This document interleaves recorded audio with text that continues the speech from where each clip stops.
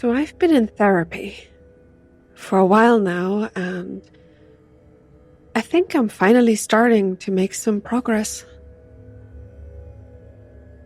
My doctor told me to write down a simple memory.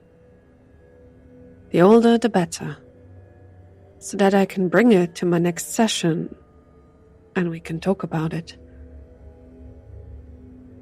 She wants to show me how those repressed aspects of my past tend to influence me even now. And I think there's at least some truth to that. I've been thinking long and hard about it, and it seems I really can't let go of something. Well, she's here to help me break out of that cycle. At least that's what she claims she wants to do. So, an old memory. That's a tough one. Could I talk about school? Since I can hardly remember anything before I was around 7 or 8, that might be a good place to start. No, I don't think so. The few memories I can think of don't really have any emotional weight to them. I could go on and on about how boring I thought school was back then. About my classmates, who all seemed completely self-absorbed, as children tend to be. Or about my homeroom teacher, Mrs. Miller, who really didn't care for the job. But that would be boring. No, I think I need to dig deeper to get something meaningful. Maybe about my home life back then, when I still had one. A family and a house I would call home.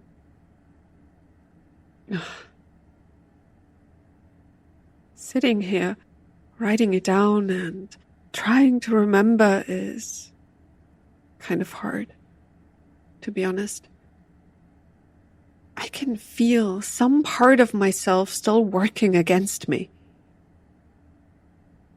Maybe I don't want to remember that part of my life. Well, tough shit. I need to. Right now. But let's start with something simple. My mom. I do remember her, even though I wouldn't be able to pick her face out of a crowd. I know she loved me, dearly. I remember her warmth and how safe she made me feel when I was lying on the couch next to her while she was watching TV. Her hand brushing over my head, a low hum coming out of her throat. She always smelled nice, safe, like a mother should. Well, I also remember some other parts.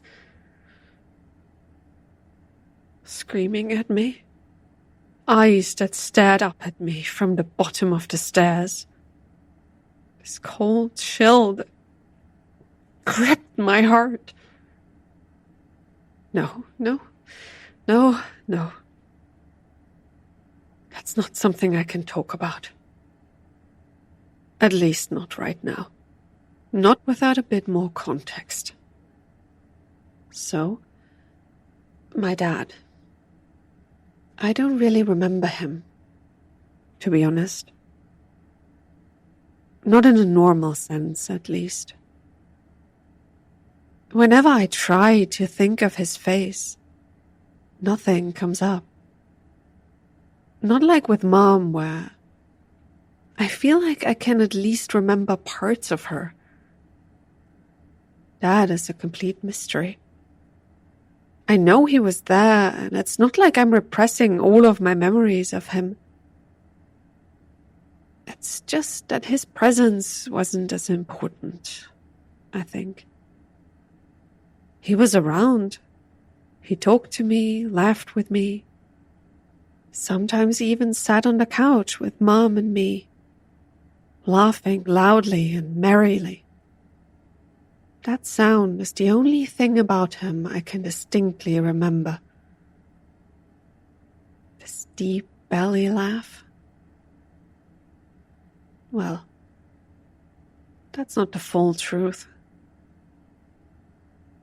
I also remember the smell of cigarettes and beer coming from him and how badly it stank to my then childish self. He wasn't a bad man. At least I don't think he was. But his influence on me was minimal anyway. Maybe he was busy working, or maybe he was out almost every evening, drinking with his buddies. I don't know, and I don't even really care. He never hit me, never hurt me, but his presence remains hardly more than a small dark spot in my memory. Whatever.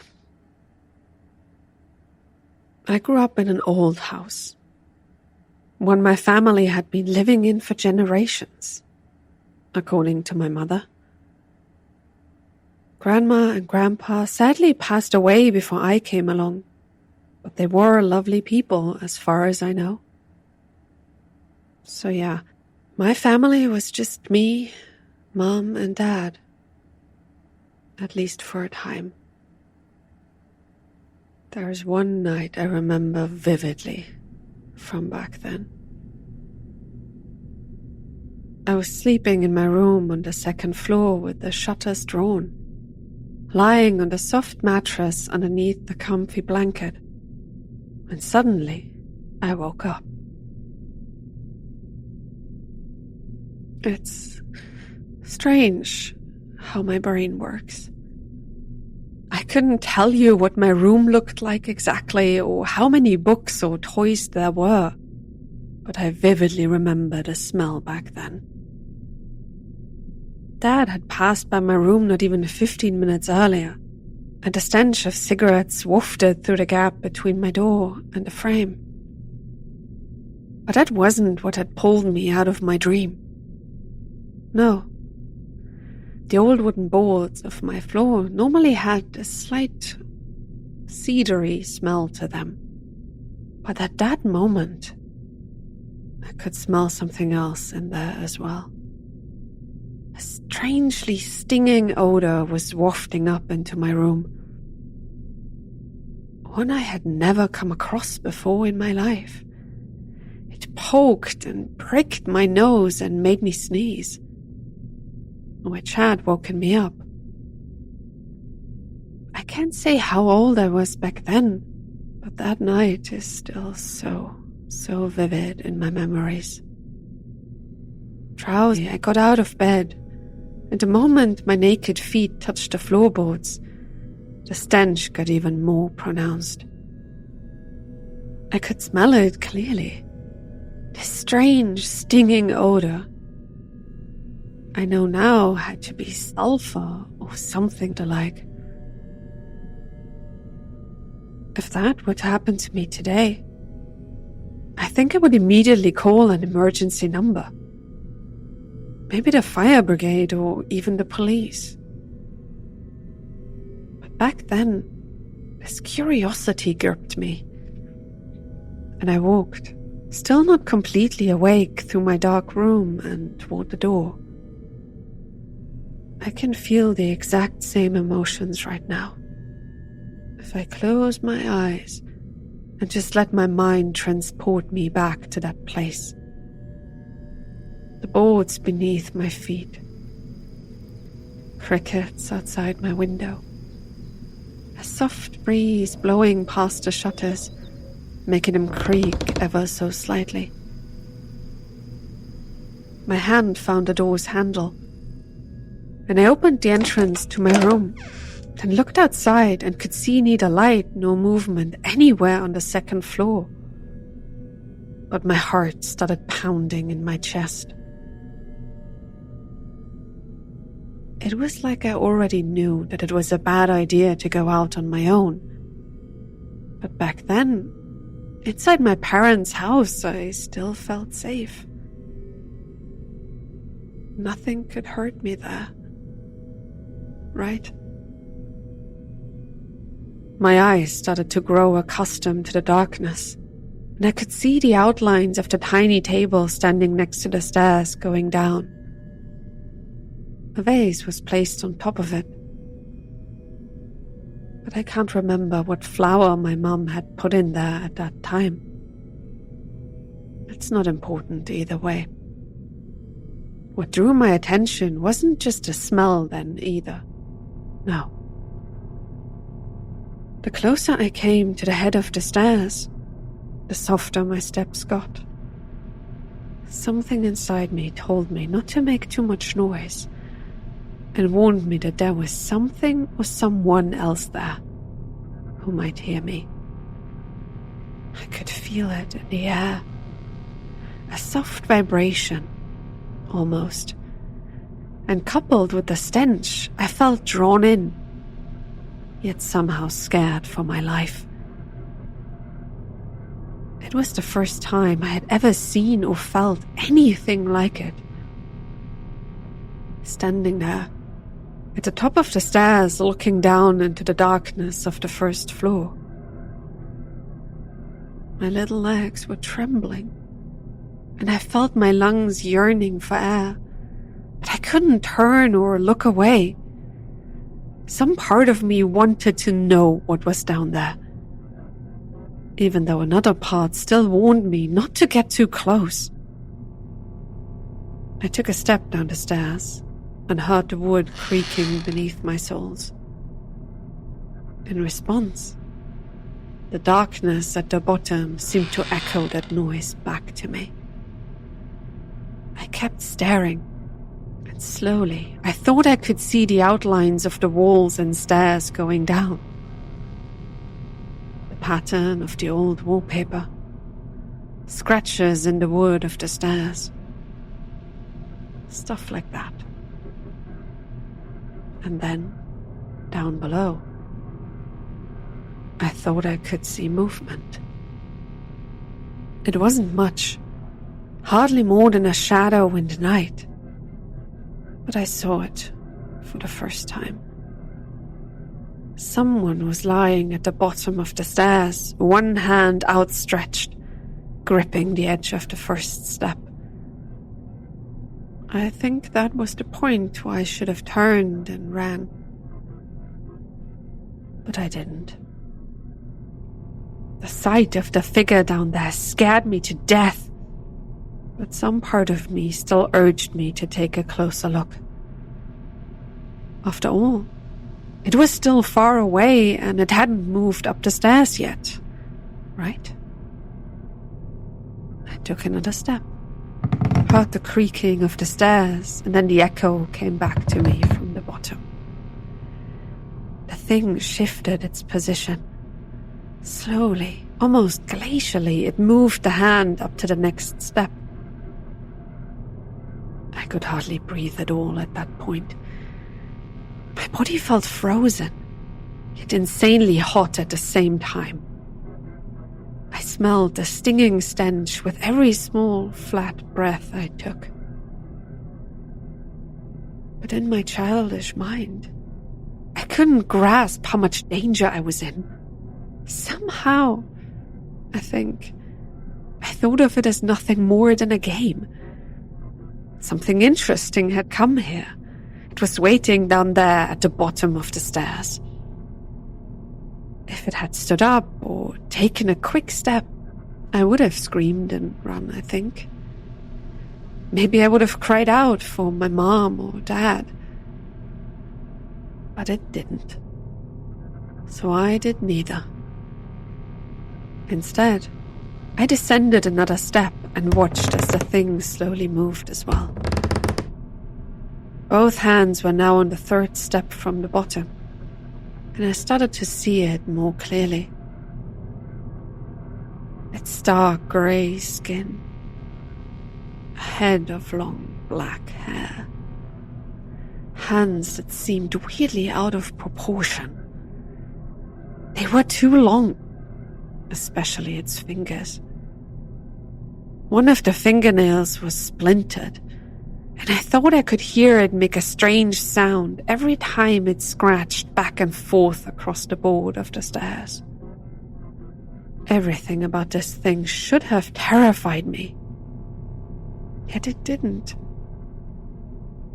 I still felt intrigued. At least part of me did. As if some wild, but not really dangerous animal had found its way into the house. My small feet took another step, and as if it had just waited for it, the thing started slowly moving again, ascending one more step in return. I could see it more clearly now, lying there on the stairs, with its head lowered, gripping the steps and shaking slightly. Its legs were still down in the complete darkness, but what I could see from the rest of its body made that cautious part of my mind scream. It wasn't human. I knew that, yet didn't find it nearly as strange as I should have. It wanted something from me. That much was clear to me as well, but I didn't really feel fear, if that makes sense. In my childish mind, I knew this thing had come here for a reason. Why else would it be here? But there was no danger for the time being. If it had wanted to grab me, it would have run up the stairs or even come to me in my room, I reasoned. Then again, maybe those thoughts are just my adult mind, trying to explain the completely disorganized goings-on of my child self. I took another step, and the thing followed suit. There were now only maybe 5 or so steps between us, and slowly I started to get more of a feel for this thing. It was shaking. The whole body was. Slight vibrations were running through the boards and into the naked soles of my feet. The stench it was giving off, the sulfuric odor, got invaded by something else. A smell I knew even back then. Salty and almost as stinging as the other one. Sweat or something like it. This thing was straining to get up the stairs. I knelt down on the steps to get a closer look, and slowly the apparition's head rose as well. Its pitch-black hair fell like a curtain, revealing a face that made me freeze. The nose, the eyes, even the lips, they all seemed oddly familiar, yet completely foreign at the same time. It was like I was looking into a mirror, only the reflection had grown up and passed away. The thing stared up at me now, held my gaze as I started to shake. A hand with a broken fingernail rose up from the steps and into the air, scratching the empty space between us. That was the point where I couldn't hold back any longer. My body whirled around as I let out a scream and ran up the stairs, hearing a commotion coming from my parents' bedroom before I even got to the top. I didn't dare look back as I scrambled to get away, and as I reached the door to my room, 2 big hands grabbed hold of me and pulled me up into the air. Mom or Dad, I'm not sure, hugged me as I started crying hysterically between deep and long breaths. They took me into their bedroom and let me sleep between them, holding on to me the whole night through to keep away the bad dreams they must have thought I had had. I stayed awake for at least another hour, first trying to get out the words to describe what I had seen, then to keep looking at the door so I could scream if I saw this thing again. But it didn't turn up. I fell asleep some time after both of my parents and waited, but there was no stench anymore, nor could I hear the sound of the broken fingernails scratching over wood. It was as if the thing had completely disappeared from the house again.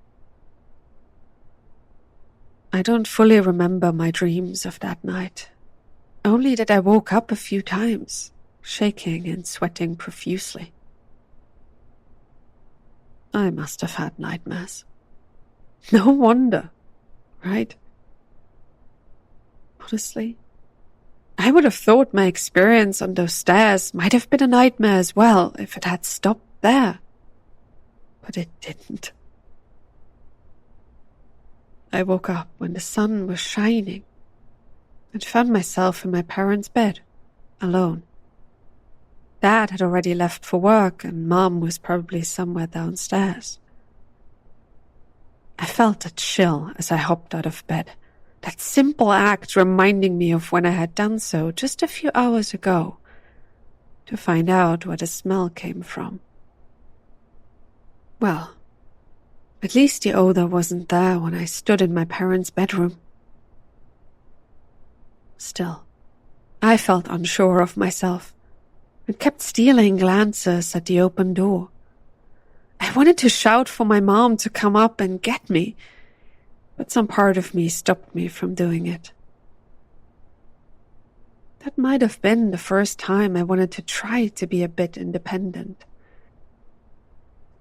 I would have felt like a baby, screaming for my mom, so I gathered all my courage and slowly snuck toward the open door, then peered out into the hallway leading to the stairs. It was quiet and empty out there. I felt the cold air coming up and the rough boards beneath my feet. Everything would be okay, I told myself. That I remember so clearly. So I took a step, then another one, toward the hallway and the stairs that would wait behind. My little heart was beating so fast in my chest. I was sweating and shaking. Maybe I should have tried to convince myself that it was all a dream. But I don't think it would have mattered much at all. I knew what had happened, what was real and what was a nightmare. And no one would have been able to convince me otherwise. I reached the head of the stairs again and looked down to the floor below. Now, with the sunlight, it was far brighter than at night. But somehow the scene before my eyes still seemed darker than it should. It felt different, less like part of the house and more foreign. It took me a few seconds to finally gather all my courage, and I started descending the stairs. A whiff of the stinging stench was still lingering in the air, and I felt my feet almost stopping in protest. The farther down I got, the darker and colder it all felt. It was like I wasn't simply descending some stairs, but exploring some ancient and cursed tomb. The thought didn't help much. It honestly almost made it worse. I kept creeping down the steps, ready and waiting for this thing to appear again. But it didn't. I looked everywhere, listened to all the noises, and tried to catch another whiff of the odor. Nothing could be seen, heard, or smelled. It was maddening. At least until I reached the third step from the bottom. There, I felt it. Something pricked me. It stung the sole of my foot, and as I jumped back up and looked down, I finally saw it. A piece of fingernail was still sticking out of the step. Above it, I could see a deep and long scratch running through the wood. I shivered and almost screamed, looking around, but could see no other sign of the thing at the bottom of the stairs. All it had left behind was that disgusting piece of its nail. I knelt down and pulled it out. It stank like really, really bad. I can still clearly remember looking at it closely and then catching a whiff of that sulfuric stench before I dropped it in disgust and jumped down the last few steps. The world around me felt brighter the moment my feet touched the floor. But as I looked back up the stairs, I got another chill.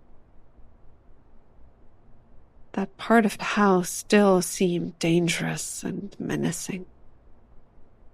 I was contemplating calling out for my mom, but her voice reached me first. She called my name, and as if it woke me up from a nightmare, I suddenly felt all this tension vanish, and I turned and ran toward her.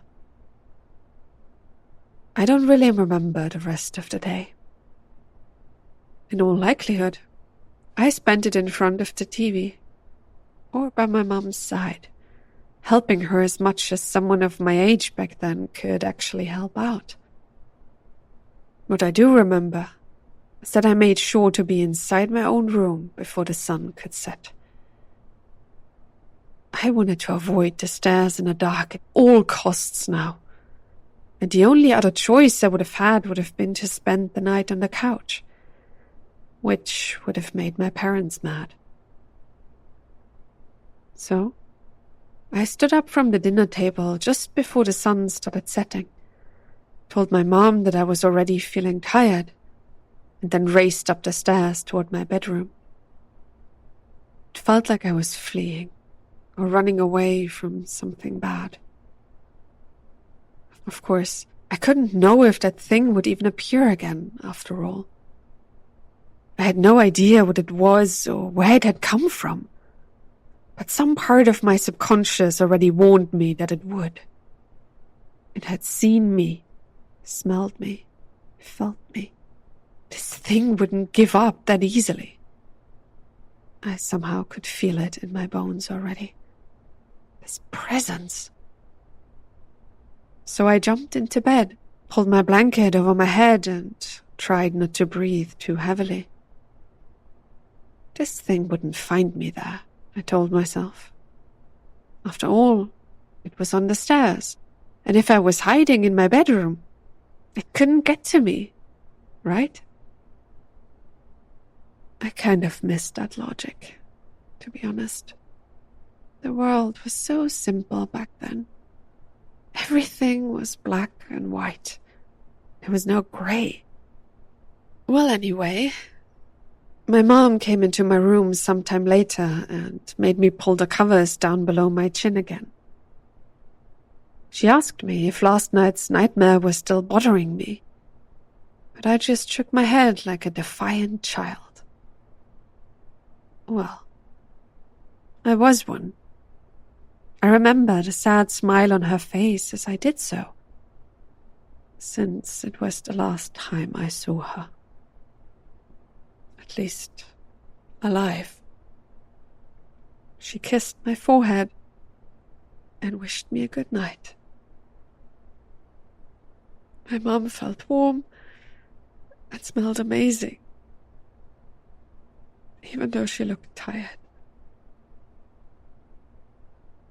If I had known, could I have done something to stop it all? I don't think so. It's not like I could have kept her safe. I was just a child back then. There wasn't much I could have done. Whatever. It's not like we can change the past. I therapist has told me as much. Again and again, we just need to live with it. I remember her turning off the light. The door to my room falling shut. Then silence. Of course, I pulled the blanket back over my head and stayed as still as possible, while I tried to keep my racing heart under control. It won't find me. That's what I told myself over and over again. I would try to do something about this thing the next day. I promised myself. But for this night, I just needed to hide. I don't know how long I managed to stay awake. Maybe I heard my dad coming home and going to bed. Maybe I just dreamed that as well. All I know is that sometime later, I woke up in my dark room with the stench of sulfur wafting through the air. The blanket was below my head, and I pulled it up quickly the moment I realized what had happened. It didn't change much. Around me, the house was completely quiet. Yet I felt it nonetheless. The strange tension in the air. It had come with the stench, I thought, and began shivering as I pulled in my legs and tried to stop my body from moving too much. While listening to the silence around me, I could feel the sweat starting to drip off my face and onto the mattress. It was here, my mind told me. In this house. I could hardly breathe again and had to open a slight gap between the blanket and the mattress to get air. The room around me was dark and silent, but the stench seemed to grow stronger. Something was happening. I knew. I felt it. This strange atmosphere was building. It's hard to describe. Even though I didn't move, I could feel something changing in the air around me, like pressure constricting my chest. Part of me howled at me to jump out of bed, to hide somewhere else, or better yet, to call out for my parents, while another warned me not to move. It would see me if I got up, and hear me if I screamed for Mom or Dad, and then it would come in here anyway. This thing had seen me. It had connected to me last night on the stairs, and such a connection would not easily be cut.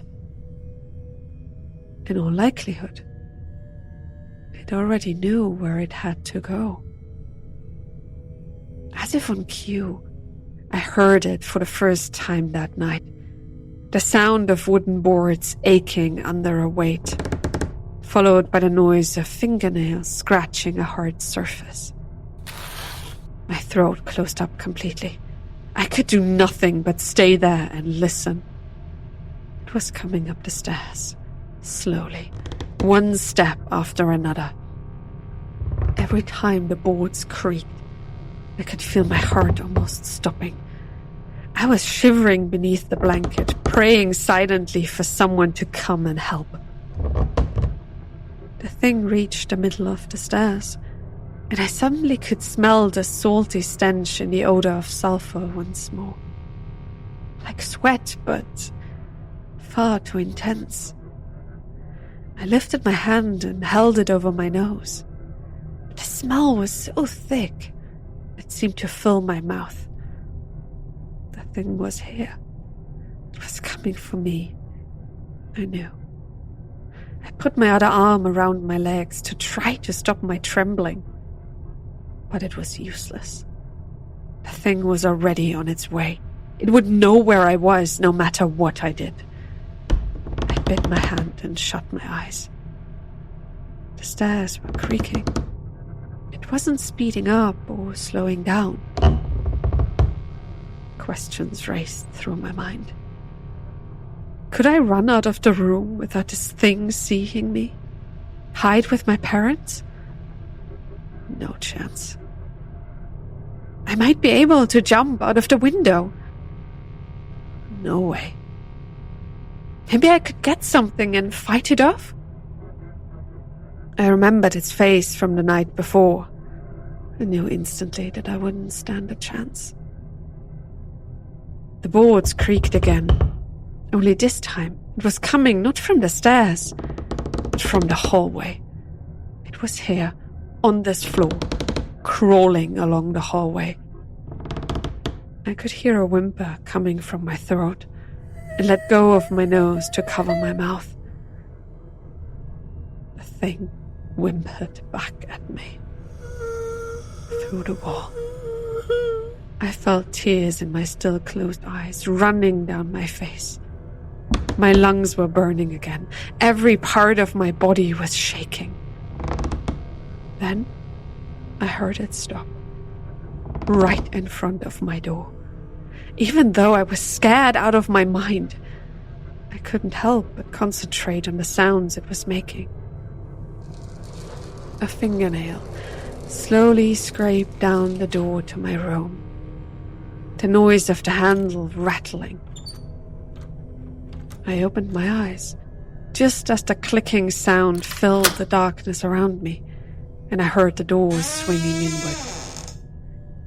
A dark grey arm was reaching across the threshold of the room, and in the moonlight, I could see its fingernail, long and broken. The second arm followed, and its hand started looking for purchase. It grabbed the edge of the wooden board and pulled itself in. Ever so slowly, I could see it appear from behind the doorframe. Long black hair covering a dead face that looked almost like mine. A nose and a single eye staring at my bed from between the strands of oily hair. I couldn't help it anymore. I screamed for my mom and dad, and immediately there was a commotion in the house. My parents both jumped out of bed, but the thing half inside my room didn't retreat. To the contrary, it smiled. I could see it behind the oily strands of hair. Her mouth wide with excitement. I screamed again and heard the door to my parents' bedroom fly open. The thing pulled back out of my room and into my hallway. Mom cried out in shock. Then Dad. I don't know what happened next. Maybe I lost consciousness? Or my brain blocks out the rest of that dreadful experience. What I do know is that the next time I opened my eyes, it was bright, and I was in a new room. A home.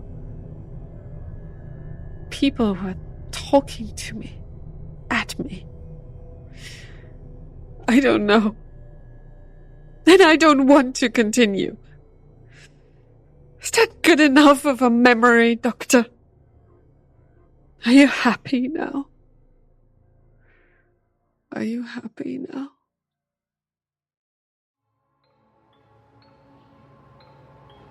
Patient file number 68218.